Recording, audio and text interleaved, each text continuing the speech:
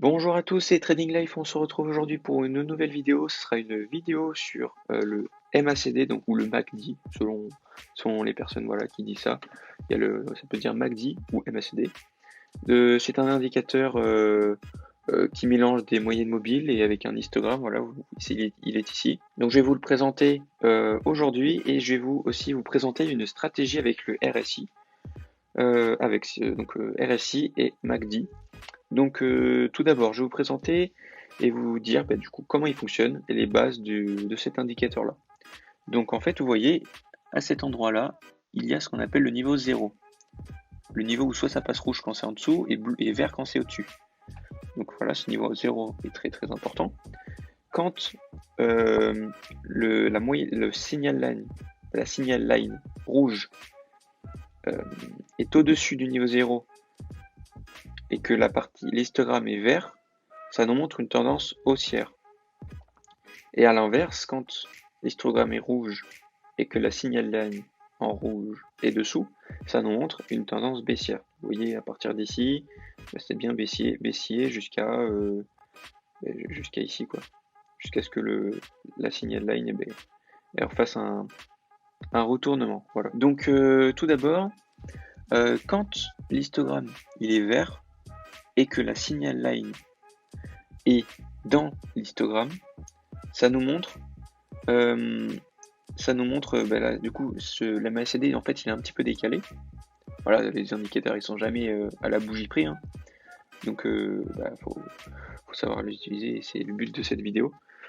En fait, non, on va prendre cet exemple-là.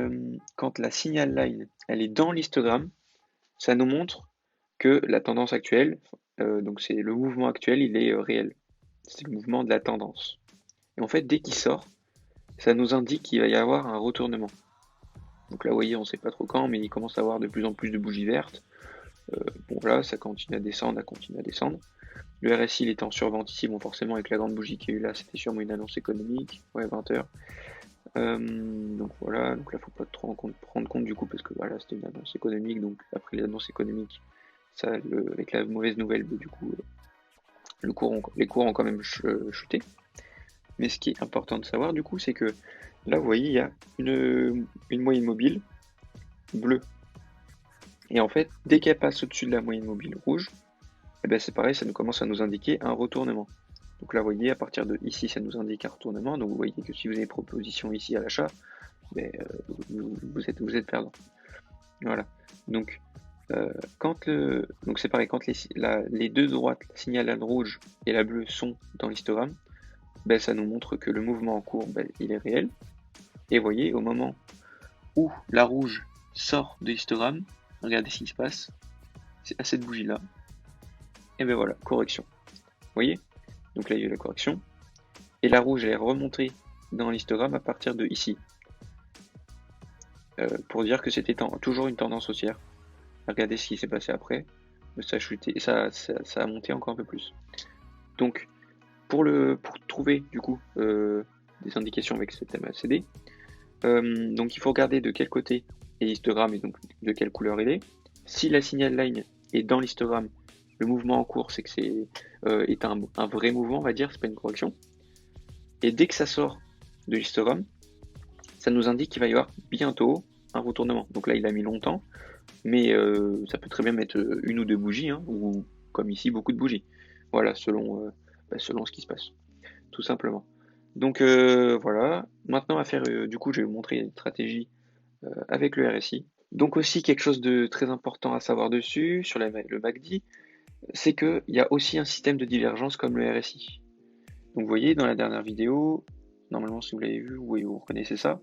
Là on a vu une divergence baissière, là c'était haussier, et c'était donc le RSI montrait une divergence baissière. Mais si vous regardez bien ici, ça fait la même chose. Par exemple, si on prend le haut de la ligne bleue, on trace vers le bas, ça nous donne à peu près le même angle de baisse que le RSI. Donc voilà, c'est aussi une divergence, vous voyez. Donc on peut aussi s'en servir du coup pour tracer et pour trouver des divergences. Vous voyez. Donc par exemple ici, au moment où je vous parle, vous voyez, c'est sorti du canal, le RSI nous montrait une divergence, donc là à la clôture de la bougie c'est peut-être pas mal de prendre position. si ça reste en dessous de ce niveau-là. La bleue, elle est en dessous. Donc la bleue, c'est, regardez, hop, hop là. Donc la bleue, c'est la 9 périodes. Et la rouge, du coup, c'est la signal line. Donc vous voyez ici, la ligne orange, du coup, c'est celle-là, la signal line. Celle-ci, 9 périodes. Et la bleue, 12 périodes. Voilà, la longueur rapide, la longueur lente. Donc voilà, il y a pas mal de paramètres là-dessus. Voilà, donc après vous pouvez régler, regardez. Voilà, le bleu ça enlève, la ligne bleue. Voilà, signal, donc ça faut absolument la garder. Le MACD c'est bien de la garder, voilà, comme je vous ai dit, ça nous indique du coup un mouvement supplémentaire, de trouver des divergences aussi. Voilà. Donc la stratégie c'est que il faut attendre que le RSI soit en surachat. Ce qui est important de savoir ici, donc la stratégie c'est que donc le RSI doit être en surachat ou en survente, donc ici l'exemple c'est un surachat, et la signal line elle doit être comme ici en fait, là ça nous fait un signal. D'ailleurs c'est à clôturer donc je vais sûrement vendre après la vidéo. Il faut que du coup la signal line passe donc en dessous du niveau 0 et qu'elle reste dans l'histogramme rouge ici, vous voyez. Donc pour prendre position. Parce que là vous voyez du coup il y avait une divergence avec le RSI, on avait une divergence, donc ça c'est encore un autre exemple. Et c'est pas exactement du coup la stratégie parce que là du coup on a vu qu'il y avait une divergence. Mais la chose à savoir du coup c'est que le RSI doit être soit en surachat soit en survente, donc ici en surachat, et que la signal line elle sorte de l'histogramme. Voilà. Donc par exemple ici c'est survente, donc là c'était déjà sorti, et là c'est passé au-dessus de la signal line. Ok, et donc c'est rentré à ce niveau là dans l'histogramme. C'est ressorti directement, il y avait la correction, voilà, et c'est rentré tout de suite ici pour nous donner un signal d'achat ici, vous voyez, entre donc la ligne bleue qui s'appelle le MACD, la signal line, et dès que la bleue est passée au-dessus de la rouge, regardez ce qui s'est passé, voilà, parce que de base on était en tendance haussière à partir de ici en fait, et ce qu'on a direct eu une correction, et donc là voilà, il y avait beaucoup de chances que du coup ça fasse une autre impulsion qui était plus haute, parce que vous voyez d'ici, celui-là était au même niveau que celui-là, donc ça comptait pas. Par contre, ce bas-là, il était plus haut que l'ancien bas. Donc ça nous montrait une potentielle hausse, une tendance haussière. Donc après, on a vu qu'ici, c'était de plus en plus haut et que c'est bien monté. Donc voilà. Au moment où je vous parle, le RSI bientôt en survente. Donc là, par exemple, voilà, on a un signal de vente. Par contre, le RSI est en survente, donc du coup, c'est pas un signal de vente tout de suite. Donc voilà. Forcément, là, ça nous a fait un canal haussier, et dès que ça sort du canal, le TP, c'est le bas du canal, ici. Et en fait, il a été touché là. Et donc c'est pour ça que le RSI, il est en survente.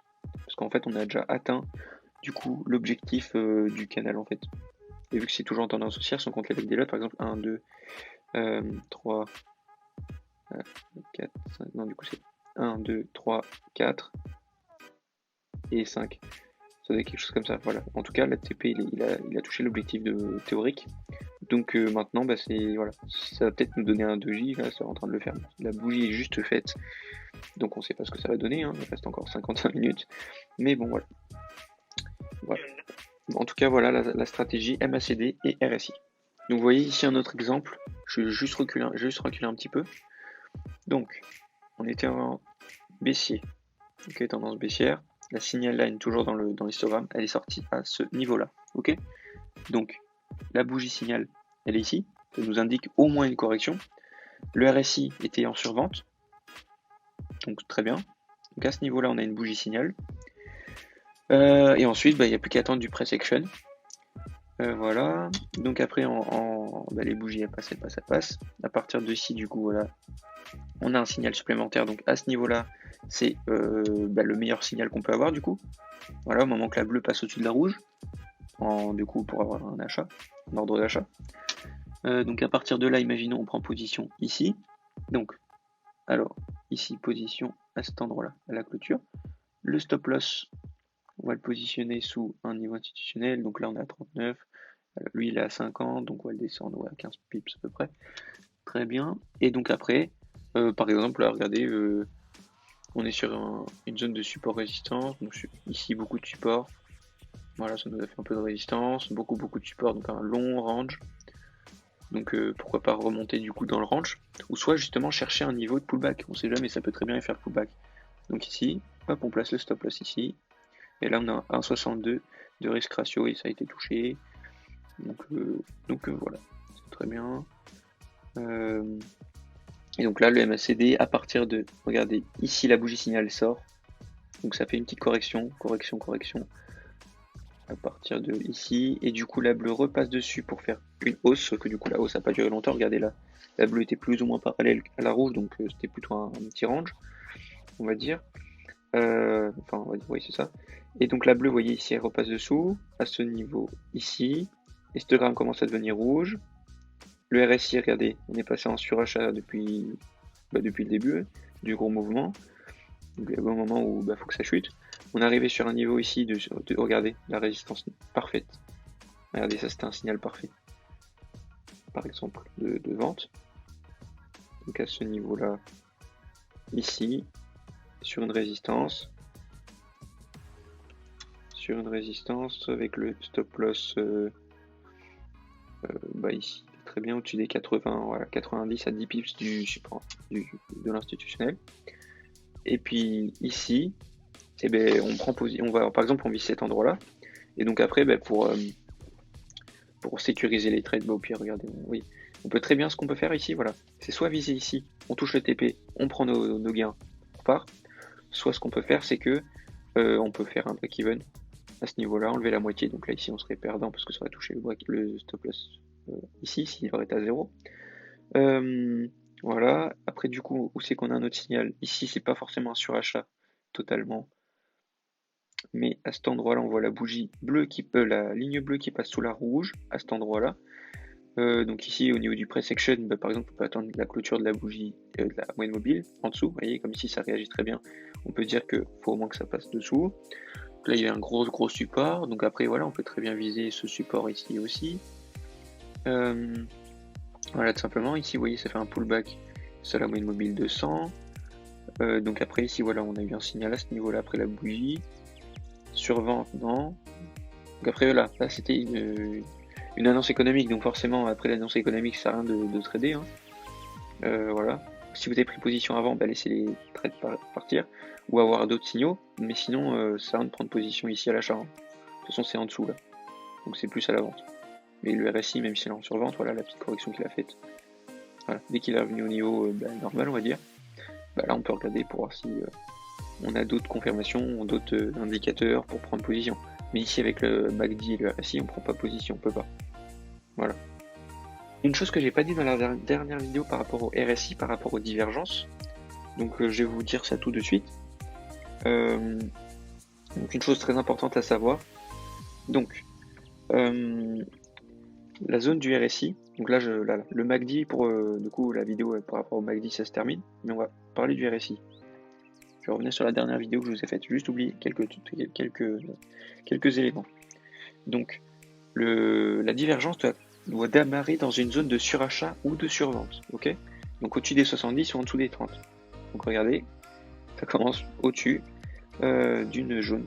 Donc la zone de divergence commence au-dessus du surachat. Il faut que du coup ça commence en surachat. Il faut aussi que du coup le bruit, donc l'autre pic de la divergence, du coup baissière, donc là qui se situe au niveau des 65, soit au-dessus du coup de 60. Donc c'est ce qu'on appelle le bruit. Voilà. Donc vous voyez les pics, le prix diverge vers le haut, donc ça fait 2 pics. Dans le RSI, ça diverge vers le bas, ça fait 2 pics aussi. Et donc la deuxième pic doit être au-dessus de 60. Et pour une divergence haussière du RSI, il faut que du coup le bruit soit en dessous des 40. Voilà. Du coup ça nous montre une belle divergence, bien puissante. Et voilà. Ensuite, il faut que la divergence se fasse sur pas beaucoup de bougies. Voilà, donc vous voyez là le canal s'était touché 1, 2, 3, 4, 5, du coup 5 fois pour faire la divergence. Donc voilà. Voilà un exemple de divergence du RSI que je vous ai oublié de vous dire tout simplement dans la dernière vidéo. Voilà. Et du coup, un signal étoile du soir, en grosse bougie verte, un doji, une englobante baissière un peu avec un beau corps quand même. Et voilà, donc après on aurait pu prendre position par exemple ici. Donc hop, baissier, ça, le stop loss au-dessus des 20, 5 même. Et le stop loss au moins sur la moyenne mobile ici, ou même sur le gros support ici. Donc voilà.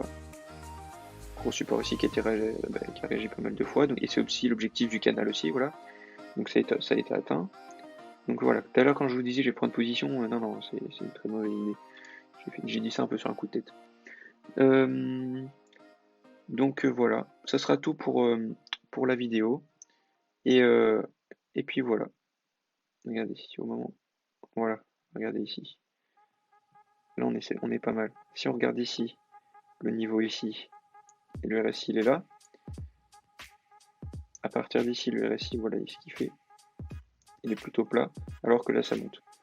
Donc ça nous montre une chance que ça continue après. Donc là par exemple au moment où je vous parle, bah du coup autant attendre que ça casse. Autant, voilà le TP, du coup à ce niveau-là, regardez où ça. Là. Une zone de support résistance pas mal, là ça a touché plusieurs fois. Donc voilà, ça peut être aussi un autre TP. Hein. Donc là j'avais pas fait l'analyse entière avant au niveau du price action, voilà. Donc c'est pour ça que je vous disais ça.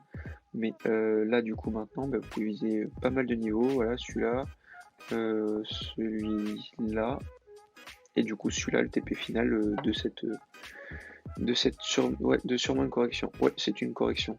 Voilà, un range, une impulsion, une correction, une impulsion.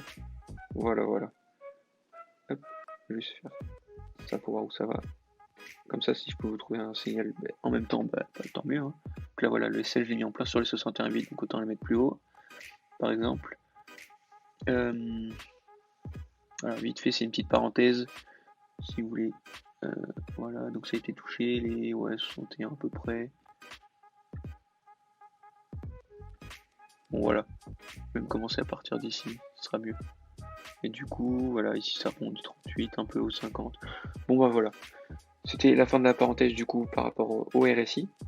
Je vous dis merci d'avoir regardé la vidéo jusqu'à la fin. Si vous avez regardé la vidéo jusqu'à la fin, n'hésitez pas à commenter un emoji pouce. Ouais, voilà, un emoji pouce, ça fera plaisir. Et puis voilà.